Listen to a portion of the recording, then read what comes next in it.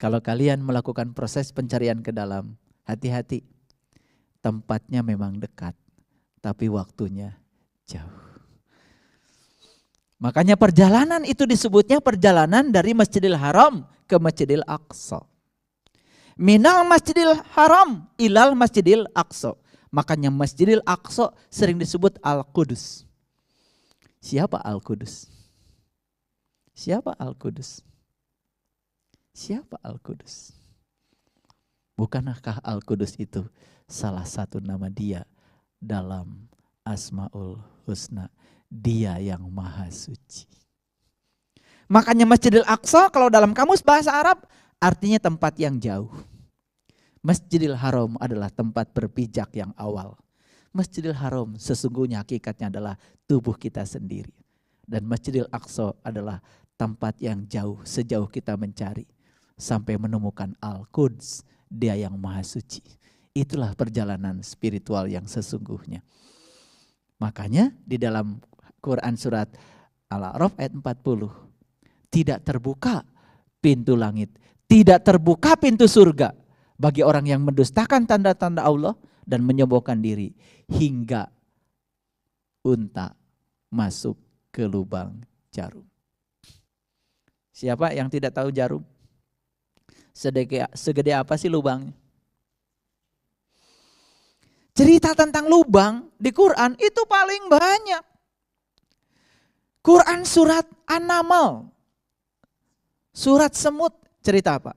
Itu cerita lubang. Bagaimana semut masuk ke dalam lubang. Bagaimana semut itu menyiapkan bekal. Makanya semut itu binatang yang paling luar biasa. Di musim kemarau dia keluar dari lubang. Di musim hujan dia nggak keluar dari lubang. Karena apa? Saat di musim kemarau dia kumpulkan makanan sebanyak-banyaknya untuk persiapan di musim hujan.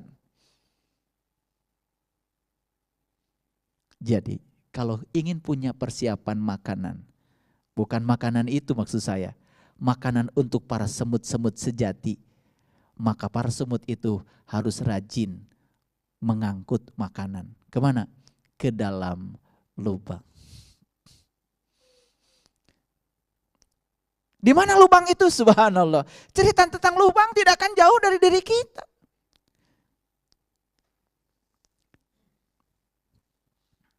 Lubang itu kan disebutnya juga ruang kosong. Kalau ruang kosong diisi, yang mengisi ruang kosong kan yang namanya poros. Poros. Itu bahasa Sanskertanya purusa. Purusa itu sebenarnya laki-laki. Laki-laki itu adalah rohani, jiwa. Makanya purusa selalu mengisi pradana. Pradana itu ibu. Ibu bahasa Inggrisnya mother. Mother dekat-dekat dengan matter. Sesuatu yang bersifat materi. Itulah ibu. Makanya ibu ini harus bisa melahirkan anak-anak cahaya. Ibu ini harus bisa melahirkan jiwa-jiwa yang suci. Itulah proses kelahiran. Dalam bahasa tradisi kita disebutnya maulid. Dan maulid harus terjadi setiap saat. Proses kelahiran jiwa harus terjadi setiap saat. Karena apa? Setiap kita bangun tidur, kita tidak pernah menghinggapi tubuh yang lama. Coba ingat-ingat. Dulu kan kita pernah bayi. Tubuh kita mungil. Tidur, besok masuk lagi. Besok gigi kita udah mulai tumbuh. Tidur, masuk lagi. Besok giginya sudah 2. Terus berkembang. Sampai kita gagah, giginya lengkap. Setelah itu tidur lagi. Besok giginya rontok 1. Tidur lagi, besok giginya rontok 2. Udah gigi mulai rontok, oh ternyata wajah kita juga mulai berubah. Rambut kita mulai berubah. Siapa di ruangan ini yang setiap bangun tidur datang kepada tubuh yang baru? Tidak ada. Setiap kita selalu datang pada tubuh yang baru, bukan tubuh yang lama, pada tubuh yang baru. Artinya apa? Artinya kita selalu menempati tempat yang baru. Harusnya jiwa kita juga baru dong. Harusnya pikiran kita juga diperbarui dong. Betul nggak? Pikiran-pikiran yang tidak produktif di masa lalu harusnya dibuang. Makanya para peneliti di bidang neuroscience mengatakan, ya, otak itu ukurannya cuma 2% dari ukuran tubuh. Tapi ternyata otak ini menyita energi 20% dari energi tubuh. Harusnya kalau otak tuh 2% dari ukuran tubuh, dia hanya ngambil energi 2% saja dari tubuh. Ternyata dia korupsi, ngambil energi 20%. Akibatnya apa? Banyak bagian-bagian dari tubuh kita yang kekurangan energi, defisit energi.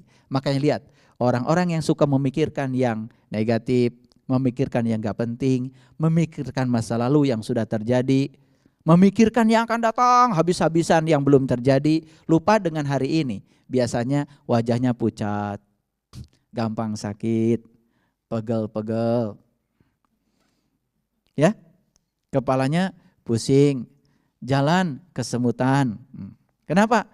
Karena sebagian energi dari organ tubuh yang lain kan disita oleh pikirannya. Dan kalau dibalik, begitu seseorang berpikir positif, ternyata pikiran positif justru menyumbang energi pada seluruh organ tubuh 20%. Makanya energi asalnya cuma 98%, disumbang 20%, kan lewat 100%.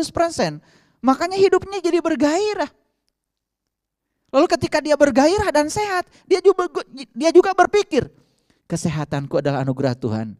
Bagaimana aku bisa menolong orang sebanyak-banyaknya? Itu yang dilakukan. Bukan menyenangkan diri sendiri. Kalau sudah di tingkatan seperti itu, proses kematangan jiwa terjadi luar biasa. Baik, jadi orang-orang yang mendustakan tanda-tanda Allah akan selamanya mendustakan tanda-tanda Allah. Orang yang sombong selamanya akan sombong. Bahkan bagi dia, pintu langit tertutup, pintu surga tertutup, hingga dia bisa masuk ke lubang jarum. Jadi kalau kita ingin membebaskan ya diri kita dari dusta pada tanda-tanda Tuhan dan kesombongan kita sendiri, ternyata Tuhan ngasih resep yang sangat luar biasa. Belajar masuk ke lubang jarum. Unta segede apa tuh? Segede gini kan? Lubang jarumnya segede apa? Ya segede gitu kan? Nah, kalau sudah bisa masuk ke lubang jarum, disitulah kita bisa menyusuri perjalanan kita ke dalam narawangsa. Menerawang ke langit yang tertinggi. Ke langit yang tertinggi kepada kesadaran-kesadaran yang lebih tinggi lagi. Itulah luar biasa.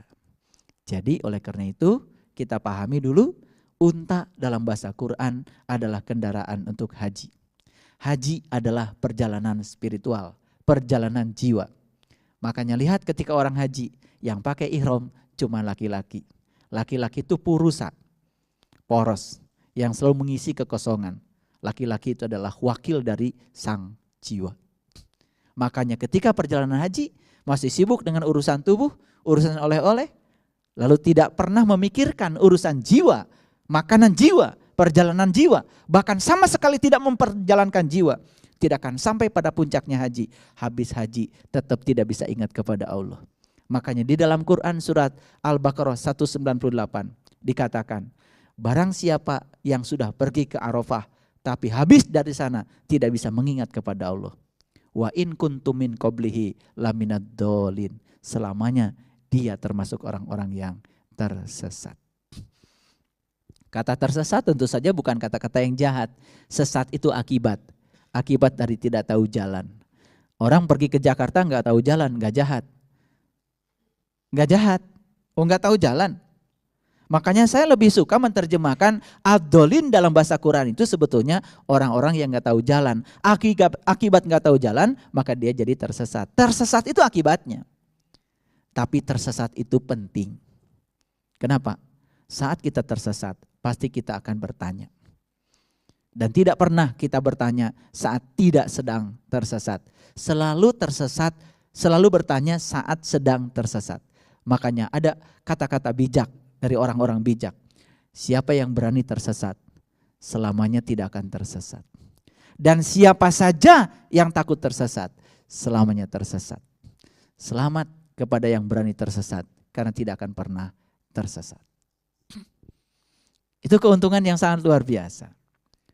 Baik, jadi harus belajar masuk ke lubang jarum. Disitulah banyak orang yang mengatakan tidak mungkin. Karena Ayat ini dipahami secara fisik, bukan sebagai simbolik.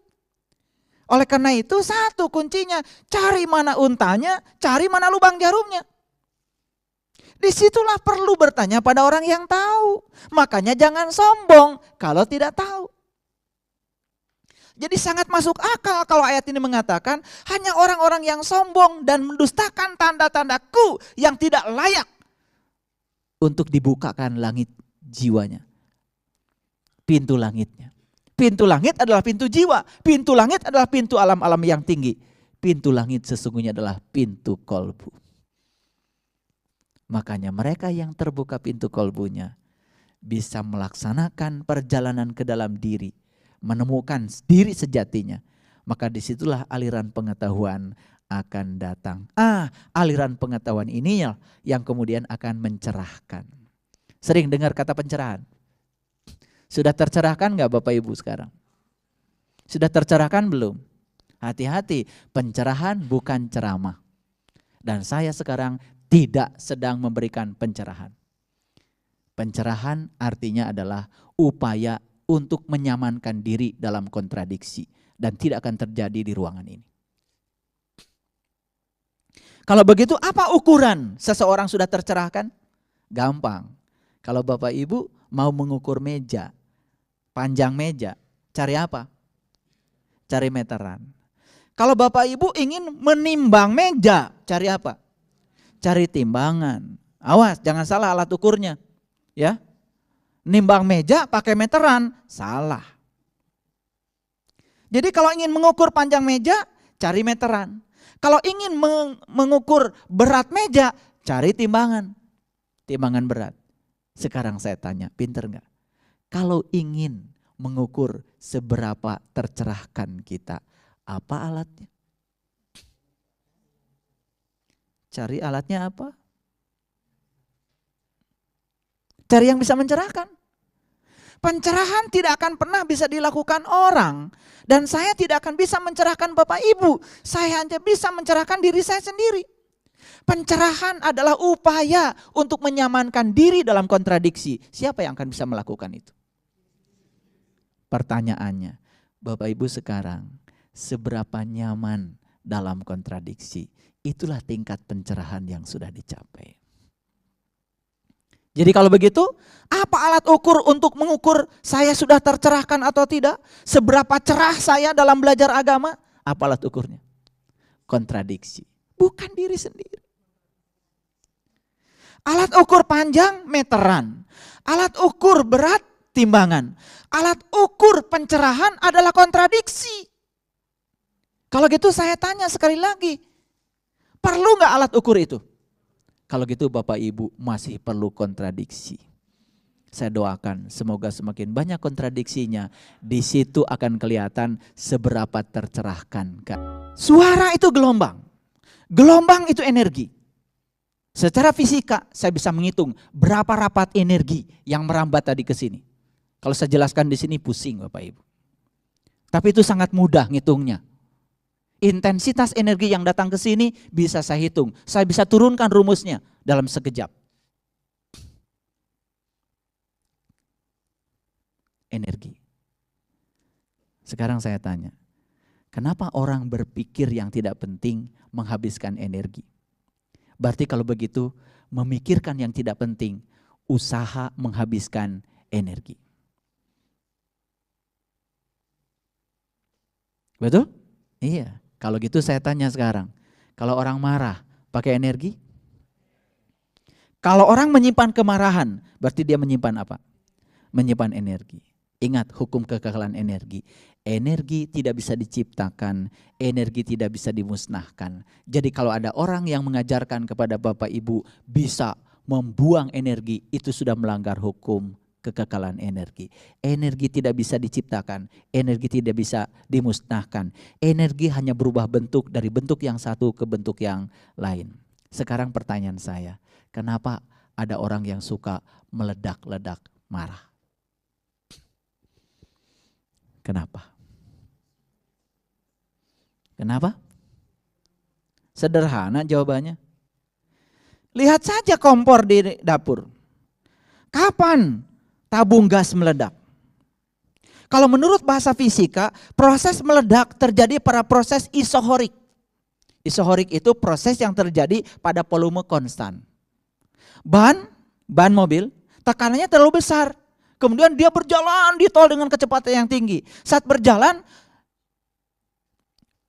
udara yang ada di dalam itu kan kecepatan energi kinetiknya bertambah. Ketika energi kinetik bertambah, tekanan bertambah. Tekanan semakin besar kan ukuran ban tidak bertambah. Isohorik namanya. Proses yang terjadi pada volume tetap. Apa yang terjadi? Dar. Ban meledak. Jadi kenapa tabung gas bisa meledak? Karena gini, di dalam tabung ada gas. Ketika gas keluarnya pelan-pelan, masuk kompor, dibakar, nggak meledak. Sama-sama terbakar. Tapi dalam waktu yang singkat, bocor. Sehingga api menyambar gas yang di dalam. Di dalam tabung, satu tabung, gas terbakar dalam sesaat. Tekanan membumbung tinggi. Ruang untuk menampung tekanan tidak ada lagi. Terjadi ledakan yang sangat hebat. Ledakan di dalam mobil juga terjadi. Jangan dikira di mobil tidak ada ledakan. Kan di mobil itu yang terjadi apa di ruang bakar? Bensin dengan udara dioplos di karburator, kemudian dikompresi. Saat dikompresi tekanan tinggi, masuklah api dari busi. Ketika dari busi api masuk ke situ di ruang yang sangat kecil, terjadilah di situ pembakaran yang sangat singkat. Tekanan membesar, terjadi detonasi. Gara-gara terjadi detonasi, memutarkan ban. Makanya bis bisa jalan, truk bisa jalan, mobil kalian juga bisa jalan ke sini. Kalian tidak sadar, sesungguhnya di dalam mobil juga ada ledakan. Cuma ledakannya disalurkan ke ban, kan jadi nggak bahaya. Kalau gitu bisa nggak ledakan di dalam diri kita disalurkan? Bisa. Caranya apa? Yang pertama, ledakan terjadi karena ruang terlalu sempit. Di mana ruang itu terjadi? Ruang pikiran. Oleh karena itu, supaya ledakan tidak berdaya, maka ruangnya diperlebar. Itu sebabnya agama tugasnya adalah melebarkan ruang pikiran agar pikiran menjadi lebar. Saat pikiran lebar, sudut pandangnya luar biasa. Ledakan tetap tinggal di sana, tapi tidak berbahaya lagi. Pernah nanam tomat? Nanam wortel? Atau nanam bunga di rumah? Pernah. Apa pengalamannya? Bisa di-sharingkan? Saat ibu bapak nanam, melati, nanam dahlia, tumbuh nggak rumput? Tumbuh nggak rumput? Saya tanya, dari mana itu rumput? Sebelum kita menanam dahlia, rumput bibitnya sudah ada di sana.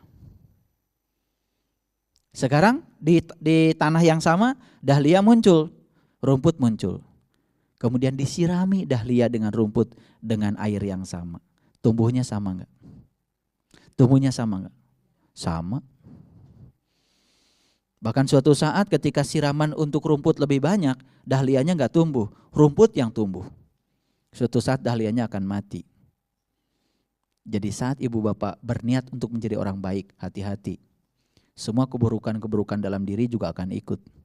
Karena itu rumput sudah tinggal di sana. Pertanyaannya gimana Pak? Nyabutin rumput di halaman, di taman gampang. Tinggal jalan-jalan cabutin aja yang tidak diizinkan untuk tumbuh. Setelah itu dibuang, walaupun besok tumbuh rumput yang baru. Tapi rumput di dalam diri kita sudah tinggal di sana sejak dari dulu. Bahkan sejak ibu bapak lahir, rumput itu kualitas negatif sudah ada. Pertanyaannya gimana supaya rumputnya enggak tumbuh? Sederhana saja, sirami saja pohon yang mau tumbuh lebih banyak daripada yang tidak mau tumbuh. Makanya perlu interaksi dengan orang-orang yang baik, perlu punya majelis taklim seperti ini yang positif, yang mengajarkan untuk tumbuhnya kualitas-kualitas positif. Ketika kualitas negatif yang tumbuh, insya Allah kualitas positif semakin mati, kualitas negatif yang tumbuh. Ketika itu terjadi, ledakan tidak bisa dijaga lagi. Karena apa? Ruang yang sempit, kemudian ledakannya besar. Itu sebabnya mohon maaf. Banyak orang yang belajar agama luarnya saja, tidak mengubah ruang pikirannya menjadi luas. Apa yang terjadi? Alergian, tidak siap menerima perbedaan, gampang menghukumi orang, tidak bisa tersenyum dengan mulut, apalagi tersenyum dengan mata. Karena apa? Pikiran penuh dengan ruang penghakiman, hati juga penuh dengan dendam, merasa paling benar sendiri. Dan di saat itu dia menghalalkan orang lain atas nama keyakinannya sendiri. Inilah yang paling berbahaya. Ketika keyakinan disalahgunakan untuk menyakiti orang, melegalkan darah orang lain atas nama keyakinan sendiri. Inilah menurut saya bahaya kemanusiaan yang paling dahsyat. Itu sebabnya jangan mendustakan tanda-tanda Tuhan. Saya baru bicara tanda Tuhan yang sangat sederhana. Apalagi kalau kita baca semua tanda di alam semesta, subhanallah. Orang buruk yang dihadirkan pada kita adalah tanda Tuhan. Orang baik yang dihadirkan pada kita, tanda Tuhan. Orang baik adalah tangan kanan Tuhan sedang berbicara kepada kita. Orang buruk tangan kiri Tuhan sedang berbicara kepada kita. Dan sesungguhnya dalam hidup kita tidak bisa lepas dari kiri dan kanan. Awas, jangan mengatakan kiri itu setan. Kenapa? Hati-hati. Entar tangan kanannya tidak ada, yang sisa tangan kiri terpaksa makan harus pakai tangan kiri, berarti disuapin setan dong. Ada nggak ibu bapak di sini yang bisa jalan pakai kaki satu? Ada? Tidak ada. Kita jalan pakai kaki dua. Kenapa? Kanan kiri. Ternyata kanan dan kiri itu untuk membentuk keseimbangan. Orang baik dengan orang buruk itu untuk membentuk keseimbangan. Tidak ada orang baik kalau tidak ada orang buruk. Makanya jangan menolak dua-duanya. Terima saya dengan ikhlas. Karena dua-duanya penting. Saya bukan mendukung orang buruk. Orang sabar itu perlu ada orang yang tidak sabar. Bahkan saya mengatakan tadi untuk mengukur seberapa hebat kita beragama perlu kontradiksi. Dan kalau tidak ada kontradiksi tidak terukur. Kalau lagi seperti ini di ruangan ini kan semua kelihatan soleh. Semua kelihatan baik, semua kelihatan sabar. Begitu mendapatkan kontradiksi, di situ ukuran kita. Karena cara untuk mengukur seberapa dewasa kita, seberapa matang jiwa kita, kita perlu kontradiksi. Kalau gitu, orang yang sudah sadar, dia tidak alergi dengan kontradiksi. Saat mendapatkan yang tidak diinginkan, inilah saat di mana saya bisa mengukur keberhasilan hidup dan beragama saya. Inilah saat saya bisa mengukur seberapa berhasil saya mendidik jiwa saya. Itu sebabnya, pikiran sesungguhnya harus selalu dididik oleh jiwa kita. Maka saya tadi mengatakan di awal, perbuatan yang paling mulia di semesta ini yang dilakukan oleh manusia adalah tindakan pikiran dan tubuh untuk membuat sebuah tindakan persembahan pada jiwa sebagai wakil Tuhan di dalam diri kita di semesta yang kecil ini. Apakah semua yang kita pikirkan untuk jiwa? Apakah semua yang dilakukan oleh tubuh untuk jiwa? Yang berbahaya, sholat pun ternyata bukan untuk jiwa. Gerakan-gerakan sholat tidak melibatkan jiwa. Ingatan dalam sholat tidak melibatkan jiwa. Bayangkan ritual pun yang disebut dengan ritual dalam agama tidak melibatkan jiwa. Jadi pantas kalau Allah kemudian berfirman, Aro'aital ladzi yukadzibu biddin, celakalah para pendusta agama. Celaka para pendusta agama. Siapa? Fazalikal ladzi yad'ul yatim, orang-orang yang mentelantarkan yatim. Yatim itu yang tidak pernah dilahirkan, tidak pernah beribu, tidak pernah punya bapak. Yatim adalah jiwa kita sendiri. Jadi ketika sholat tidak melibatkan jiwa, sebenarnya kita sedang sholat mentelantarkan jiwa kita sendiri. Bayangkan ketika jiwa ditelantarkan, seperti apa nasibnya jiwa. Padahal jiwa juga perlu makanan. Kata Imam Al-Ghazali dalam kitab Ihya Ulumuddin, tubuh kita 3 hari tidak makan, mati. Jiwa kita 3 hari tidak makan juga mati. Pertanyaannya, berapa hari jiwa kita tidak makan? Jiwa kita perwujudannya adalah nur, cahaya. Tentu saja, cahaya tidak butuh makanan dari bumi. Cahaya hanya butuh makanan dari langit. Narawangsa. Nerawang ke angkasa. Biar mendapatkan makanan dari langit. Makanan dari langit dalam Quran disebutnya Al-Ma'idah. Makanya ada doa Nabi Isa yang sangat indah. Allahumma robbana anzil alaina ma'idatan minas sama'i takunu lana'id. Ya Allah, turunkanlah hidangan dari langitmu. Yang turunnya hidangan itu merupakan hari raya bagiku. Berarti supaya turun hidangan dari langit, pintu langitnya harus terbuka. Lagi-lagi upaya pertama adalah membuka pintu langit. Disitulah perlunya kita berguru kepada orang yang tahu. Perlu berguru kepada seorang guru yang tahu. Kalau menggunakan bahasa Quran, apa sih indikator langit itu terbuka? Kalau ingin tahu indikatornya, ada di Quran surat Ar-Rahman ayat 37. Fa'idha sakotis sama upakanat wardatan kaddihan fabi ayyi ala'i rabbikuma tukadziban.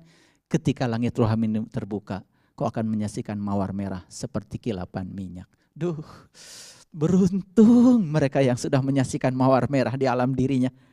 Beruntung mereka yang sudah menemukan supernova dalam dirinya. Ternyata NASA menyebut supernova mawar merah. Karena memang ya perwujudan supernova asal muasal alam semesta dalam teori Big Bang itu adalah persis seperti mawar merah. Tapi mawar merah yang ada di NASA itu diambil teleskop Hubble. Bisa dipotret berarti materi. Sedangkan Tuhan bilang ciri langit yang sudah terbuka, dia bisa menyaksikan mawar merah seperti kilapan minyak. Nikmat Tuhan mana lagi yang akan engkau dustakan? Lalu beliau mempertajam lagi dengan kata-kata Rabbul Masyriqain wa Rabbul Maghribain. Aku telah menciptakan dua tempat terbit matahari dan aku telah menciptakan dua tempat terbenam matahari. Fabi ayyala rabbikuma tukadziban. Nikmat Tuhan mana lagi yang akan kau dustakan? Kalau tempat terbit matahari ada dua, berarti mataharinya harus ada dua. Kalau tempat terbenamnya matahari ada dua, berarti mataharinya harus ada dua. Satu matahari fisik untuk proses fotosintesa fisik. Dan kita sudah saksikan setiap hari. Tapi satu lagi matahari rohani yang akan muncul dalam gua yang terdalam diri kita. Narawangsa menyaksikan matahari sejati dalam diri. Itu sebabnya Sunda sebetulnya bukan nama etnis. Tapi Sunda dari kata Sunada. Sunada, su itu artinya abadi, na itu artinya cahaya, da itu besar. Api abadi yang besar itu adalah matahari. Sunda itu artinya matahari. Makanya ada ajaran Sundayana, jalan hidup menuju matahari. Dulu saya mengira itu matahari yang biasa, bukan matahari sejati dalam diri. Makanya orang Sunda kalau pergi ke kota bilangnya nyaba. Satu-satunya di Quran kata saba. Satu-satunya di Quran kata saba. Di kitab lain saya tidak menyaksikan kata itu. Di Quran ada kata saba.